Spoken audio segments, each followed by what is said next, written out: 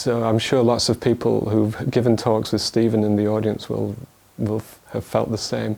You're giving the talk, it's nerve-wracking, Stephen's there, you're talking about real things. I was talking about cosmic strings and he'd worked on these, and I was thinking, I wonder what he's thinking. And then you hear the click, click, click, click, click.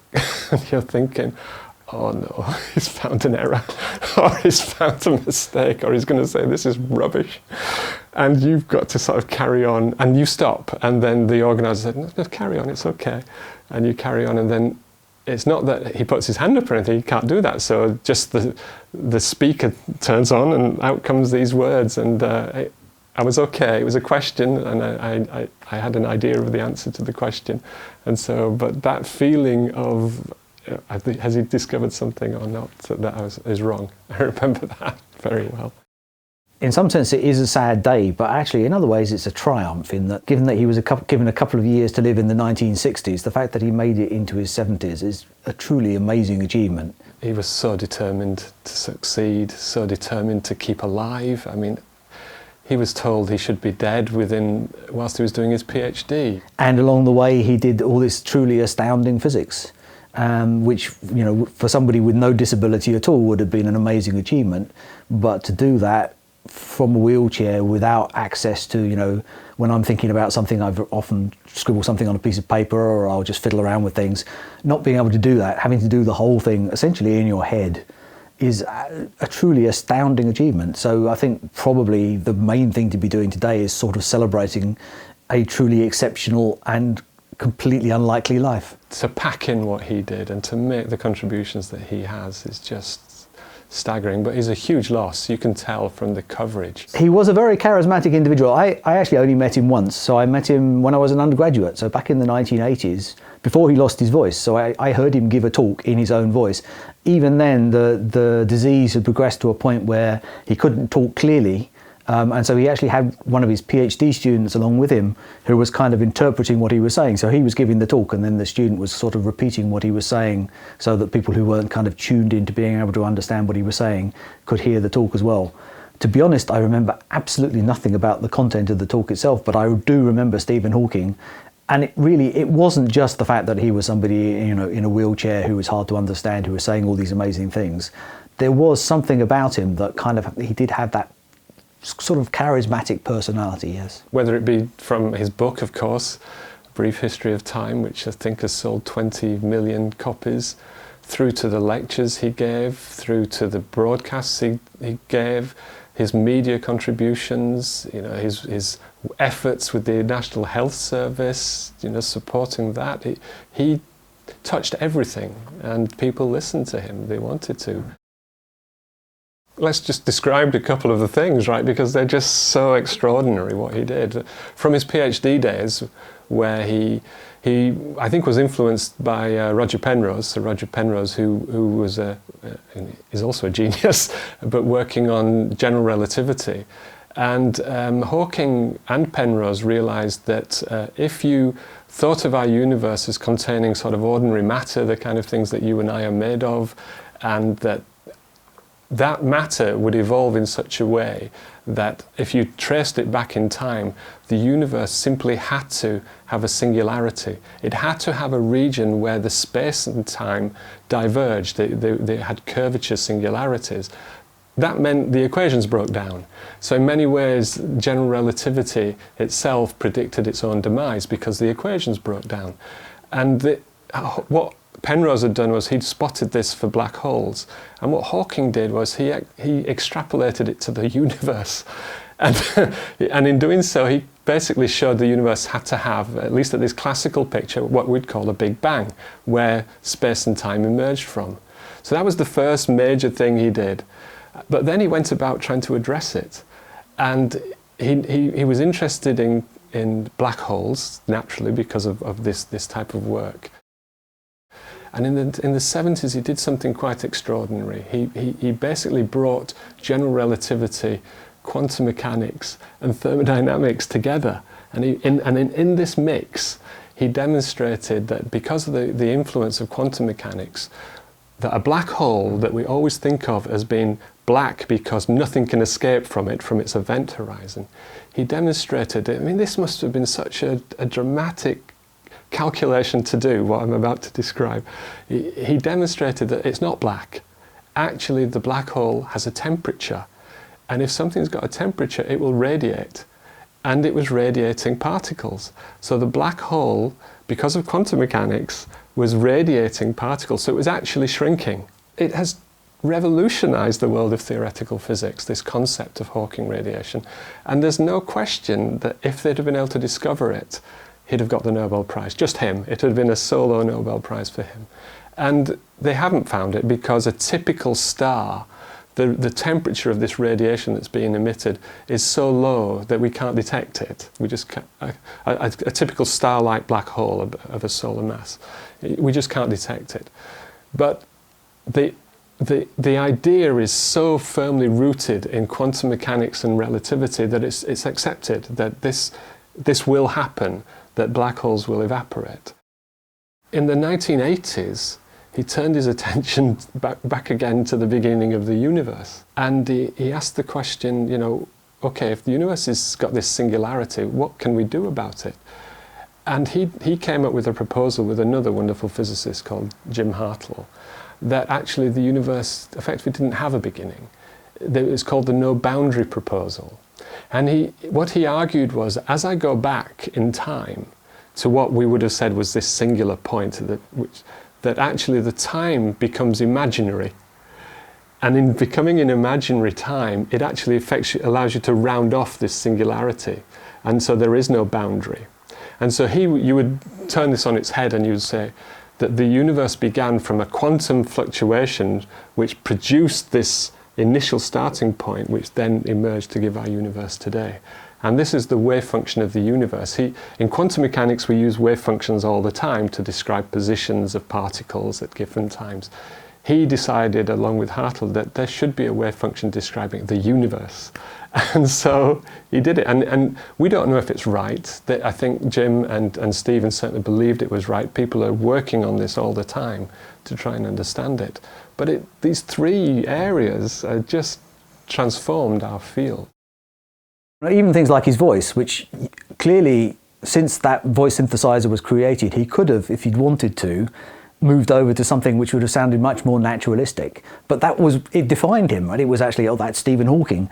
And that kind of unique personality was imprinted in him in all those ways, you know, in the way he sounded, in the way he looked.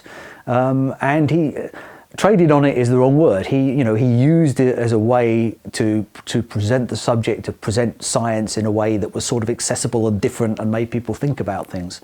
And through a whole variety of popularity, the Big Bang Theory, The Simpsons, you name it, he was on it at some time or another.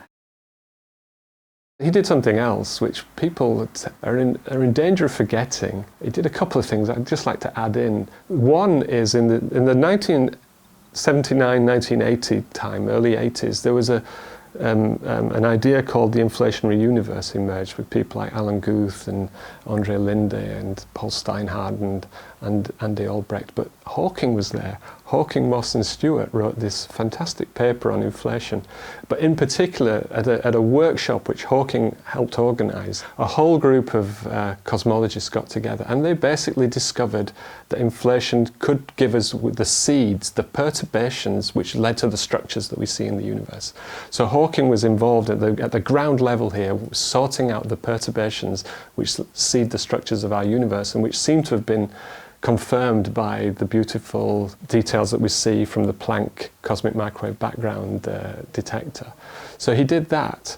But he did something else which I'd forgotten about until today, that back in the very early days of his research, when he was thinking about black holes, he thought about what happens when two black holes merge together. Now these black holes have got an area associated with them. And he showed that the area of the combined black hole had to be bigger than the sum of the two smaller black holes. And that meant he could put a bound on the amount of radiation, gravitational waves that could be emitted. And it's sort of really nice that within the last 2 years, this has been detected precisely. These gravitational waves have been detected by the LIGO detector and from the merger of two black holes, and they fit beautifully with the ideas of Hawking demonstrating these bounds, which people have tended to forget about. But he was there thinking about gravitational waves from black holes way before these experiments were done.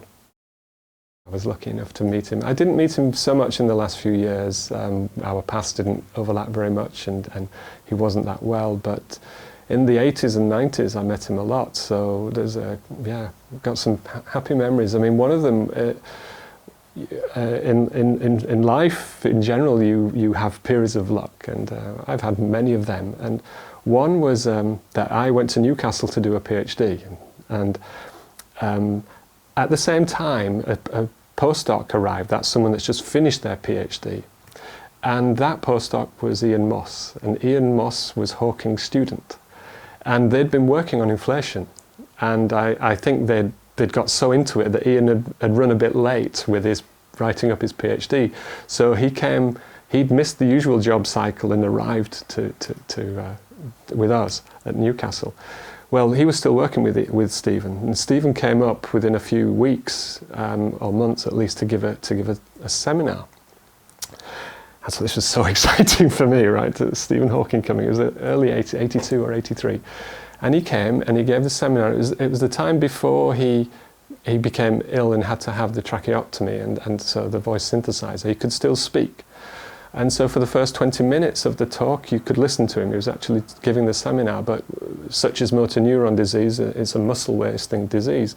So his muscles gradually would weaken, and so his speech would become slurred, at which point the graduate students then took over, his graduate students.